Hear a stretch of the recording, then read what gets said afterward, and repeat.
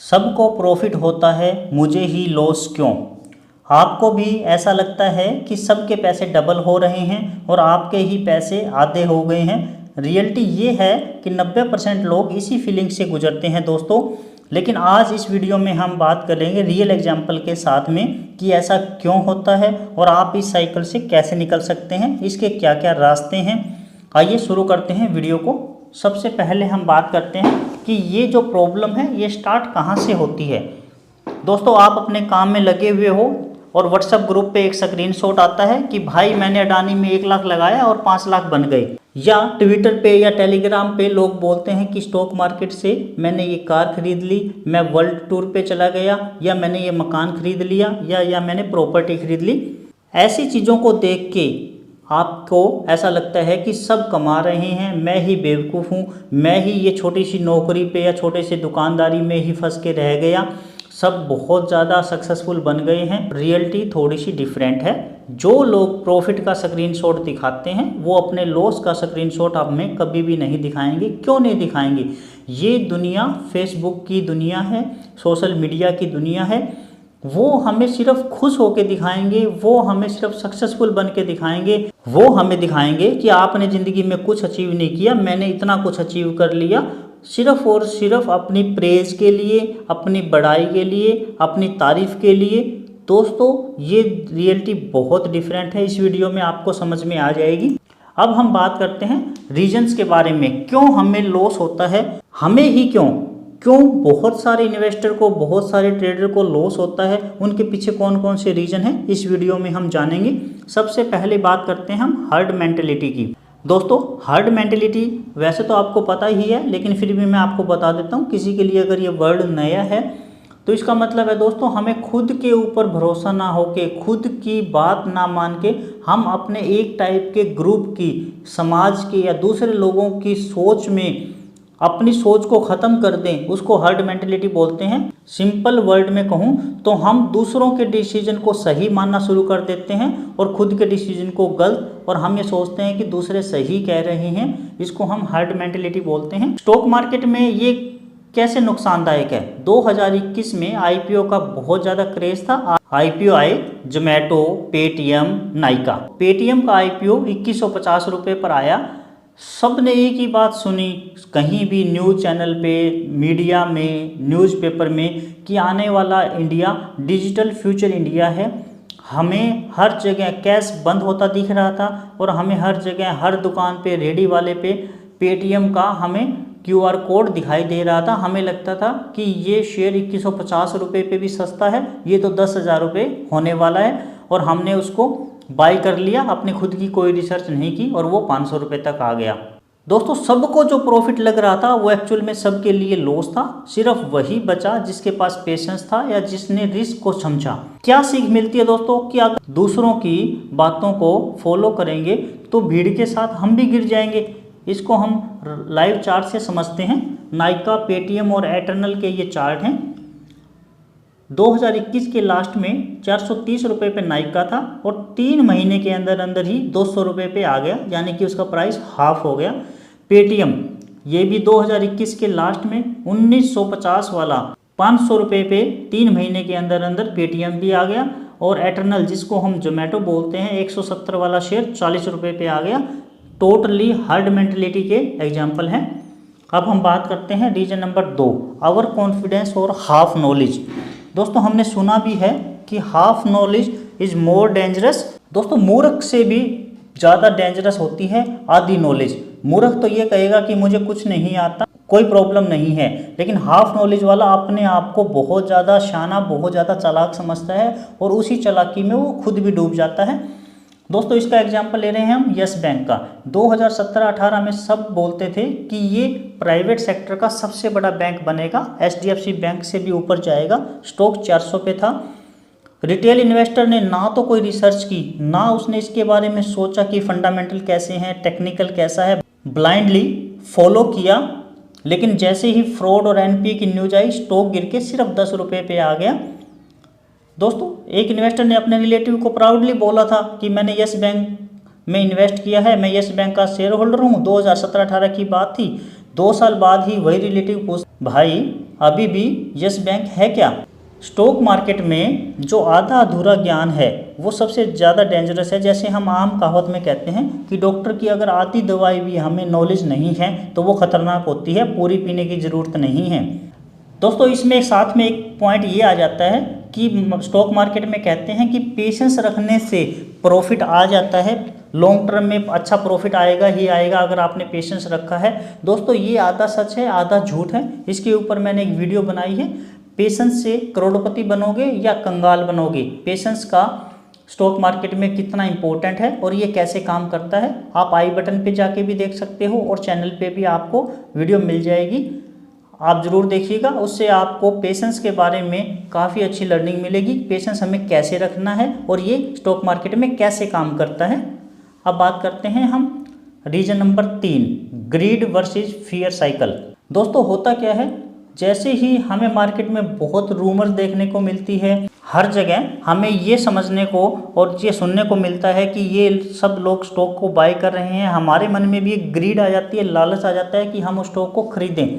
जैसे ही हमने उसमें पैसे डाले और स्टॉक थोड़ा सा बढ़ना शुरू हुआ, हमारे अंदर बहुत ज़्यादा यूफोरिया आ जाता है, उत्साह आ जाता है और हम बहुत ज़्यादा खुश हो जाते हैं कि हमने भी लोगों के साथ चलना शुरू कर दिया, हम भी पैसा कमाएंगे। लेकिन स्टॉक गिरने लग जाता है, हम घबरा जाते हैं, फियर में आ जाते हैं, थोड़ा सा और गिरे तो हम पैनिक में आ जाते हैं और अपना पोर्टफोलियो खाली कर देते हैं और वहाँ से एग्जिट कर देते हैं। जैसे कि बिटकॉइन 2021 में क्रिप्टो करेंसी का बहुत ज़्यादा बूम था, मैंने भी शिबा कॉइन का नाम सुन के 2-3 हज़ार रुपये शिबा कॉइन में डाल दिए थे और आज आपको पता है कि शिबा कॉइन की क्या हालत है। कहने का मतलब दोस्तों 68,000 रुपये पर बिटकॉइन था, $68,000 पर, और 2022 में ये $15,000 पर आ गया था। जब नवंबर-दिसंबर 2022 के लास्ट में अडानी ग्रुप पीक पे थे सभी के सभी शेयर, तो पूरे का पूरा रिटेल इन्वेस्टर ग्रीड में आ गया था और सारे के सारे घुस गए थे। और जैसे ही हिडनबर्ग के रिपोर्ट आई और पैनिक में सब निकल गए। दोस्तों हम भी कभी कभी टॉप पे खरीद देते हैं और बॉटम पे बेच देते हैं, क्यों? क्योंकि हम एक्चुअल में स्टॉक को नहीं, इमोशंस को ट्रेड करते हैं। इसका एक एग्जांपल देखिए दोस्तों, अडानी पावर का ही मैं ले रहा हूँ। 2022 के लास्ट में जैसे ही स्टॉक पीक पे था, रिटेल इन्वेस्टर इसमें आए, जैसे ही हिडनबर्ग की रिपोर्ट आई, यहाँ पे हमारा फियर जनरेट हो गया और लास्ट में जाके 150 के आसपास हमें पैनिक में घबरा के हम यहाँ से निकल गए और फिर वहाँ से 3 से 4 गुना हो गया। तो दोस्तों हमें कभी भी ग्रीड और फियर के साथ नहीं चलना है, हमें खुद की रिसर्च भी जरूर करनी है। दोस्तों ये वीडियो एजुकेशनल पर्पज के लिए है और मैं फाइनेंशियल एडवाइजर नहीं हूँ। अब बात करते हैं रीजन नंबर 4, स्टॉप लॉस और रिस्क मैनेजमेंट का ना होना। दोस्तों सुज़लोन एनर्जी 2008 में अपने विंड पावर सेक्टर की सबसे टॉप कंपनी थी, हर रिटेल इन्वेस्टर की ये फेवरेट थी और सब ने इसको होल्ड कर रखा था। इसका शेयर लगभग 400 रुपये के आसपास था और आज 2025 में 17 साल बाद में ये सिर्फ 50-60 की रेंज में है, यहाँ स्ट्रगल कर रहा है।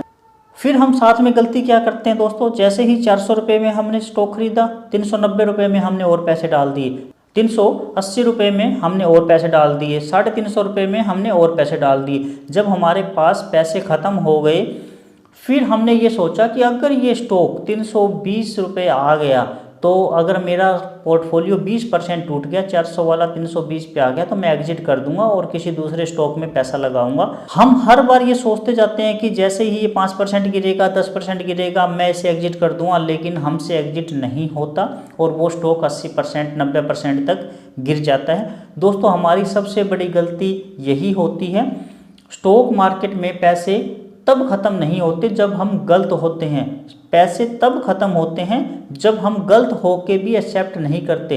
दोस्तों बड़े से बड़े इन्वेस्टर को भी स्टॉप लॉस लेना पड़ता है, उनकी भी 1-2 एंट्री ऐसी होती है जो मिस हो गई, या मिस होने का मतलब गलत हो गई और गलत स्टॉक में उन्होंने पैसा डाल दिया। ऐसा आपको कभी भी कोई भी इन्वेस्टर नहीं मिलेगा, चाहे वो राकेश झुनझुनवाला जी के आप इंटरव्यू सुने, जो स्टॉक मार्केट के गुरु वॉरेन बफेट साहब भी हैं, उनके इंटरव्यू भी आप सुनेंगे तो ऐसा ज़रूर मिलेगा कि 20 स्टॉक अगर वो खरीदते हैं तो 2 स्टॉक उनके गलत चले गए, डिसीजन गलत हो गया। लेकिन उनमें और हमें क्या फ़र्क है, हम होल्ड करते रहते हैं, सारा पैसा ख़त्म कर देते हैं और वो जैसे ही उनको समझ में आया कि गलती हो गई वो एग्जिट कर देते हैं। और एग्जिट का मतलब ये भी नहीं है दोस्तों कि 400 वाला स्टॉक हम 100 रुपये पे आने के बाद उसको एग्जिट किया, फिर तो दोस्तों फ़ायदा ही नहीं हुआ। एग्जिट का मतलब होता है कि हमने 400 वाला स्टॉक को 10 से 15% वेट करके हमने उसको काट दिया। अब बात करते हैं रीजन नंबर 5, शॉर्ट टर्म वैसे लॉन्ग टर्म सोच के बारे में। दोस्तों ये एक आम कहावत है, अगर इन्फोसिस 1999 ईयर में अगर आपने पैसे लगाए होते तो आज वो करोड़ों में होते, सिर्फ 10,000 रुपये ही करोड़ बन जाते। और ऐसे भी एग्जांपल आपको मिलेंगे। एशियन पेंट्स स्टार्टिंग में जब ये आईपीओ आया तो काफ़ी साल तक ये रेंज बाउंड ही रहा, बहुत ज़्यादा इसने अपसाइड मूवमेंट नहीं दी। जिसके पास भी शेयर थे सब एग्जिट करने लगे, जैसे ही करेक्शन आता वो अपनी पोजीशन को निकाल देते, लेकिन जिसने होल्ड किया वो बहुत अच्छा पैसा कमा के गया। दोस्तों मार्केट एक दिन में रिवार्ड नहीं करता है। स्टॉक मार्केट का जो कोर कॉन्सेप्ट है वो यही है कि हम लॉन्ग टर्म के बारे में सोचें, लेकिन अच्छी कंपनी, सही कंपनी और साथ में रिसर्च करके ही अगर हम किसी कंपनी में ट्रेड करते हैं, इन्वेस्ट करते हैं तो वो हमें मल्टीपल रिटर्न देते हैं। हमें बेसिक टेक्निकल या बेसिक फंडामेंटल तो आना ही चाहिए। दोस्तों अगर आप भी फंडामेंटल सीखना चाहते हो, जैसे पीई रेशो क्या होता है, आरओई क्या होता है, पीबी रेशो क्या होता है, मार्केट को कौन चलाता है, ऐसे टॉपिक आपको आई बटन पे भी मिल जाएंगे और साथ में आप चैनल पे भी जाके देख सकते हैं। दोस्तों आप कमेंट में आप मुझे ज़रूर बताओ कि आपका सबसे ज़्यादा लॉस कैसे हुआ, हर्ड मेंटेलिटी की वजह से, ग्रीड की वजह से या स्टॉप लॉस ना लगाने की वजह से। वीडियो को आप लाइक करके चैनल को सब्सक्राइब जरूर करना और आप कमेंट करके मुझे ज़रूर बताना। अब बात करते हैं दोस्तों सॉल्यूशंस की। अभी तक हमने बात की थी रीजंस की, अब हम बात कर रहे हैं सॉल्यूशंस की। सबसे पहला जो रीजन था हमारा हर्ड मेंटेलिटी वाला, उसका क्या सॉल्यूशन रहेगा? उसका ये सॉल्यूशन रहेगा दोस्तों, अपना रिसर्च खुद करो, फोमो को अवॉइड करो। फोमो क्या है? Fear of missing out.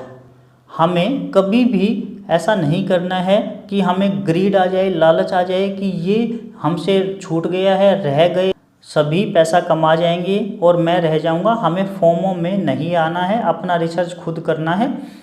Second हमारा रीजन आता है हाफ नॉलेज। दोस्तों हाफ नॉलेज का क्या सॉल्यूशन है? फंडामेंटल और टेक्निकल बेसिक सीखो।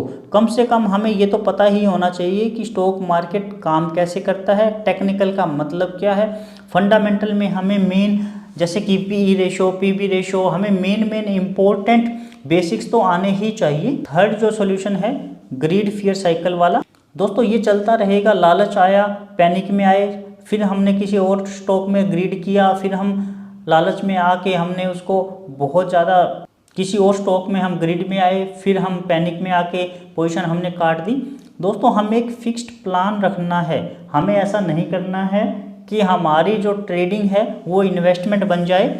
जैसे कि हमने किसी स्टॉक के बारे में अच्छे से समझ लिया है तो हमने उसको फिक्स प्लान कर लेना है। जैसे कि अगर हमने सोचा कि एशियन पेंट में मैं सैलरी का हर महीने 2 से 3% तक लगाऊंगा और इसको भूल जाऊंगा, तो कोई प्रॉब्लम नहीं है। सिस्टेमेटिक इन्वेस्टमेंट प्लान आप कर रहे हो, आपका जो प्लान है वो फिक्स होना चाहिए, चेंज नहीं होना चाहिए बार बार। लास्ट हमारा जो पॉइंट था स्टॉप लॉस का सोल्यूशन। जैसे कि हम स्टॉप लॉस नहीं लगाते हैं, हर ट्रेड में हमारा एक रिस्क डिफाइन होना चाहिए कि ये हमने ट्रेडिंग के लिए ली है, ये हमने इन्वेस्टमेंट के लिए ली है। हमारी ट्रेडिंग इन्वेस्टमेंट नहीं बननी चाहिए। ये अलग अलग पॉइंट को अलग अलग ट्रेड के हिसाब से ही हमें काम करना है। हमें किसी भी ट्रेड वाले पोजीशन में 2 से 3% से ज़्यादा हमें लॉस नहीं उठाना है। इस बात का हमें ध्यान जरूर रखना है। शॉर्ट टर्म सोच का सॉल्यूशन। दोस्तों लॉन्ग टर्म में शेयर मार्केट कैसे वर्क करती है, क्या क्या रिवार्ड देती है। कई बार ऐसा भी होता है दोस्तों कि 5 साल तक कोई शेयर चला ही नहीं, आपने 5 साल तक होल्ड किया, फिर आपने गुस्से में आके परेशान होकर उस स्टॉक को काट दिया और जैसे ही आपने काटा 1 साल में ही वो 5 गुना हो गया। हमें अच्छे तरीके से रिसर्च करके लॉन्ग टर्म के ऊपर फोकस करना है। स्टॉक मार्केट का ये कोर कॉन्सेप्ट है। दोस्तों हमारे दिमाग से हमें एक चीज़ ज़रूर निकाल देनी है कि क्या कि सबको प्रॉफिट होता है और आपको लॉस होता है। रियलिटी में ये अपोजिट। आपने ब्रोकर अकाउंट में भी एक ज़रूर डिस्क्लेमर देखा होगा कि 91% जो ट्रेडर हैं वो लॉस कर रहे हैं। वो डाटा झूठा नहीं है दोस्तों, वो फैक्ट के ऊपर है। सेबी को भी ये डिस्क्लेमर देना पड़ रहा है ताकि ट्रेडर इस बात को समझें और ओवर लिमिट पोजीशन ना बनाए। दोस्तों जीतते कौन है? जीतते वही है जो अपनी गलतियों से सीखते हैं। कहते हैं कि स्टॉक मार्केट में गलतियां कितनी, अपनी उंगली पे गिनो जितनी। तो कहने का मतलब ये है कि हमें अपनी गलतियों से सीखते रहना है। मार्केट हमारी दुश्मन नहीं है दोस्तों, बस हमें लेसन को समझना है, हमें उनसे सीख लेनी है, तभी हमें स्टॉक मार्केट रिवॉर्ड करेगी। जब भी आप कोई ट्रेडिंग या इन्वेस्टमेंट के लिए पोजीशन लेते हो, उसको आप एक नोटबुक में लिखो। एंट्री, एग्जिट, क्या रीजन रहा, एग्जिट का क्या रीजन रहा। 1 महीने, 2 महीने, 6 महीने बाद जब आप उसको रिव्यू करोगे तो आपको पता चल जाएगा कि सबसे ज़्यादा लॉस कहाँ हुआ, किस रीजन की वजह से हुआ, और उस रीजन को आप रिमूव करो। आप अपनी गलतियों को सीखो। जब तक आप लिखोगे नहीं तब तक आप सीखोगे नहीं। तो ये आप एक जर्नल बुक जरूर लगाओ, ये आपके लिए बहुत हेल्पफुल रहेगी। 3 गोल्डन रूल को हमेशा फॉलो करना। पहला कि स्टॉक टिप्स को हमेशा इग्नोर करना। दोस्तों मेरे पास भी फ़ोन आते रहते हैं और आपके पास भी फ़ोन आएंगे कि क्या आप स्टॉक मार्केट में काम करते हैं। मैं दोस्तों उनकी आगे की बात ही नहीं सुनता। मैं उनको एक ही बात कहता हूँ, स्टॉक मार्केट भाई ये क्या होता है। जैसे ही हमने इंटरेस्ट शो किया, उन्होंने अपने प्लान बताने शुरू कर दिए। तो कोशिश यही करना है कि हमें स्टॉक टिप्स को इग्नोर करना है। रिस्क मैनेजमेंट हमारे पास हमेशा ऑलवेज होना चाहिए कि हमें कौन से ट्रेड में कितना लॉस लेना है, कैसे हमें काम करना है। रिस्क मैनेजमेंट हमें आना ही चाहिए। इस स्टॉक मार्केट में कामयाब होने के लिए पेशेंस कंपलसरी है। पेशेंस का रोल हमारी लाइफ में होना ही होना चाहिए। दोस्तों इस वीडियो में हमने सीखा कि लॉस के क्या क्या रीजंस थे और उनसे कैसे दूर हो सकते थे। नेक्स्ट वीडियो में मैं आपको बताऊंगा 5 ऐसी हैबिट जो सिर्फ सक्सेसफुल इन्वेस्टर फॉलो करते हैं और वो पैसा कमाते हैं। उनकी हैबिट को फॉलो करके हम भी पैसा कमा सकते हैं। आप वीडियो को लाइक ज़रूर करना, कमेंट जरूर करना कि वीडियो आपको कैसी लगी या आपका फेवरेट स्टॉक कौन सा है। एक weekly stock analysis every Saturday हम करते हैं। चैनल को आप सब्सक्राइब करके बेल आइकन को ऑन करना। अपना कीमती समय देकर ये वीडियो देखने के लिए आपका बहुत बहुत धन्यवाद। नमस्कार दोस्तों।